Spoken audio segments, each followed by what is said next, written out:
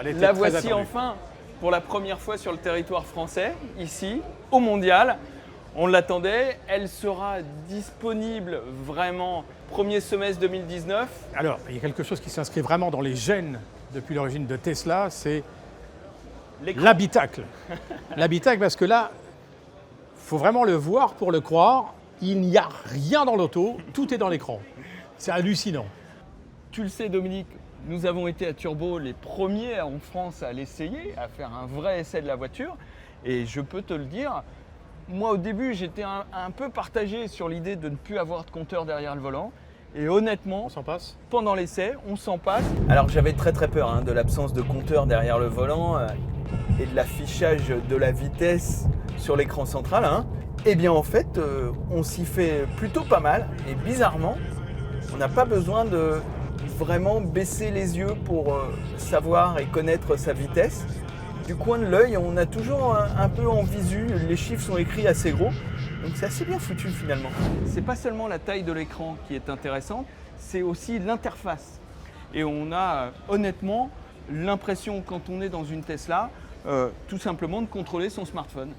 Et puis c'est une voiture connectée, on a accès à de la musique en streaming, c'est une vraie révolution. C'est du cuir, c'est... Alors c'est du cuir, on voit du bois. La finition n'est pas évidemment aussi parfaite que les concurrents allemands. Alors, lors de l'essai de cette Model 3 que tu as fait cet été en Californie, tu as rencontré fait. un Frenchie Jérôme Guillain. qui ignorait à cette date qu'il allait devenir le Numéro 2. Alors on le sait, on ne va pas faire de mystère. La production de la Model 3 fait beaucoup parler d'elle.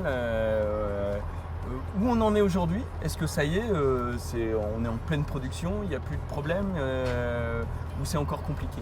Ça a été plutôt compliqué de commencer à faire les Model 3.